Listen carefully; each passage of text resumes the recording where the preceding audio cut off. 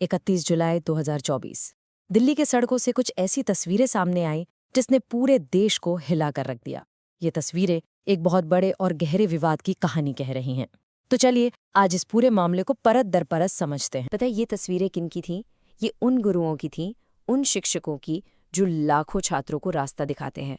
और जब वही शिक्षक अपने छात्रों के हक के लिए सड़क पर उतरे तो प्रदर्शनकारियों का कहना है कि उन्हें बदले में मिली लाठियां और उन्हें हिरासत में ले लिया गया। देखिए, कई जाने माने शिक्षक जैसे नीतू मैम और अभिनय शर्मा वो भी इस आंदोलन का हिस्सा थे और उनकी जो तस्वीरें सामने आईं वो वाकई परेशान करने वाली हैं। प्रदर्शनकारियों के लिए एक शिक्षक के हाथ पर लगी चोट सिर्फ एक चोट नहीं है, बल्कि ये उस पूरे सिस्टम पर एक सवालिया निशान बन गई है जिससे वो न्याय की उम्मीद कर रहे हैं। सच तो ये है कि ये जख्म सिर्फ जिस्म पर नहीं है, ये घाव हैं हर उस नौजवान की उम्मीद पर जो सालों साल मेहनत करके एक सरकारी नौकरी का सपना देखता है। ये प्रदर्शन अब सिर्फ एक विरोध नहीं रहा, बल्कि ये उस सिस्टम के खिलाफ एक चीख बन गया है जिस पर पारदर्शिता ना बरतने के गंभीर आरोप लग रहे हैं। तो चलिए अब इस पूरे विवाद की जड़ को समझते हैं। आखिर ये सब शुरू कहाँ से हुआ? ये कहानी है करोड़ों सपनों की और एक टूटे हुए भरोसे की। हम बात कर रहे हैं एसएससी सीजीएल की, यानी स्टाफ सिलेक्शन कमीशन की कंबाइंड ग्रेजुएट लेवल परीक्षा। ये वो एग्जाम है जो भारत के करोड़ों युवाओं के लिए सरकारी नौकरी पाने का सबसे बड़ा जरिया है, सबसे बड़ी उम्मीद है। आप अंदाजा लगाइए, हर साल लगभग 3 करोड़ युवा इस एक परीक्षा के लिए तैयारी करते हैं, अपने और अपने परिवार के एक बेहतर कल के लिए। लेकिन यही परीक्षा पिछले कुछ सालों से विवादों के घेरे में है। 2024 के टायर 1 के रिजल्ट ने तो जैसे आग में घी का काम किया। कट ऑफ इतनी ज्यादा चली गई कि यकीन करना मुश्किल था। और तो और कुछ खास सेंटर से रोल नंबर का एक ऐसा पैटर्न सामने आया जिससे धांधली का शक और गहरा हो गया। यहीं से छात्रों ने आवाज उठानी शुरू कर दी। और फिर 2025 आते आते तो हालात बद से बदतर हो गए। एग्जाम बार बार कैंसिल होने लगे, टेक्निकल दिक्कतें आने लगीं और कई सेंटर्स पर तो छात्रों के साथ बदसलूकी के भी आरोप लगे। बस यहीं पर छात्रों का सब्र टूट गया और हजारों छात्र और शिक्षक दिल्ली चलो आंदोलन के लिए सड़कों पर उतरने को मजबूर हो गए। प्रदर्शन के दौरान एक घटना हुई जो माहौल के तनाव को दिखाती है। जब एक टीचर ने पुलिस वाले से पूछा कि आप लोग सवालों से इतना क्यों डरते हैं, तो जवाब मिला, वर्दी पहनोगे तब समझ में आएगा। टीचर ने पलटकर कहा, पहनी थी, उतार दी। इस पर पुलिस वाले ने जो कहा वो चौंकाने वाला था। मर्द होते तो पहने रहते। सोचिए, एक गुरु के लिए ऐसे शब्द। ये दिखाता है कि हालात कितने अपमानजनक हो चुके थे। अब इस मामले में एक और पेंच है। शिक्षकों का आरोप है कि एसएससी ने जिस कंपनी एडिक्विटी को परीक्षा कराने का कॉन्ट्रैक्ट दिया, उसका रिकॉर्ड पहले से ही खराब रहा है। उस पर टेक्निकल गड़बड़ियों के कई आरोप लगते रहे हैं। तो सवाल ये उठता है कि क्या ये सिर्फ एक लापरवाही है या फिर जैसा कि प्रदर्शनकारी आरोप लगा रहे हैं, ये एक सोचा समझा खेल है जिसमें लाखों छात्रों का भविष्य दांव पर लगा है। तो आखिर ये छात्र और शिक्षक सरकार से मांग क्या रहे हैं? चलिए अब उनकी मांगों पर नजर डालते हैं। असल में वो बस एक फेयर और ट्रांसपेरेंट सिस्टम चाहते हैं। उनकी सबसे पहली और बड़ी मांग है कि एडिक्विटी जैसी दागी कंपनियों को ब्लैकलिस्ट किया जाए।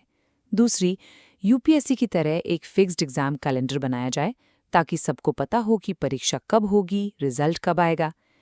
इसके अलावा वो नॉर्मलाइजेशन प्रोसेस में पूरी पारदर्शिता, जॉइनिंग प्रोसेस में तेजी, एक वेटिंग लिस्ट का प्रोविजन और सर्वर जैसी टेक्निकल दिक्कतों को जड़ से खत्म करने की मांग कर रहे हैं। अगर आप देखें तो ये कोई गैर वाजिब मांगे नहीं है। ये तो एक ऐसे सिस्टम को बनाने की मांग है जो जवाबदेह हो, जो पारदर्शी हो।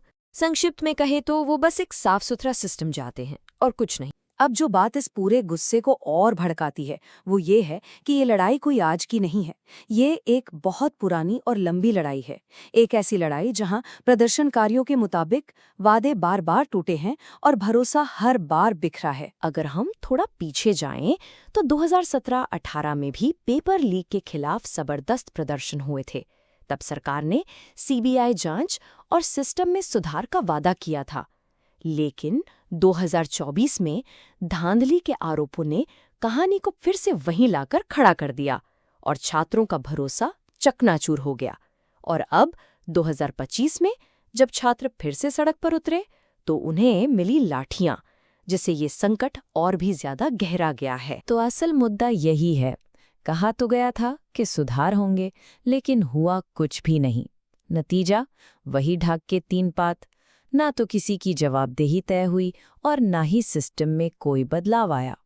और यही टूटे हुए वादे आज के इस गुस्से और निराशा की सबसे बड़ी वजह है। तो अब सबसे बड़ा सवाल ये है कि आगे क्या होगा।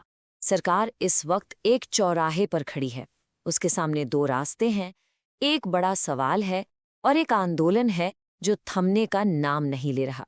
और दांव पर लगा है देश के लाखों नौजवानों का भविष्य। अब सरकार के सामने 2 रास्ते बिल्कुल साफ हैं। पहला रास्ता है कि वो इन छात्रों की आवाज सुने, उनकी मांगों को गंभीरता से ले और सिस्टम में जरूरी सुधार करे। और दूसरा रास्ता है कि वो इस विरोध को अनदेखा कर दे और उस भरोसे को पूरी तरह से टूटने दे जिस पर ये पूरी परीक्षा प्रणाली टिकी हुई है। और इसीलिए ये समझना बहुत जरूरी है कि ये आंदोलन अब सिर्फ एक रिजल्ट के खिलाफ नहीं है। प्रदर्शनकारियों के लिए ये अब उस चुप्पी के खिलाफ एक लड़ाई बन चुका है जो उनके मुताबिक सिस्टम की खामियों पर पर्दा डालने का काम करती है। और ये सब हमें उस एक सबसे बड़े और बुनियादी सवाल पर लाकर खड़ा कर देता है, क्या एक लोकतंत्र में, एक डेमोक्रेसी में अपना हक मांगना भी गुनाह है? जब गुरु और शिष्य दोनों इंसाफ के लिए सड़कों पर हों, तो ये लड़ाई सिर्फ उनकी नहीं रह जाती, ये पूरे समाज के लिए एक आईना बन जाती। लाठीचार्ज और हिरासत के बावजूद इन छात्रों और शिक्षकों का हौसला टूटा नहीं है।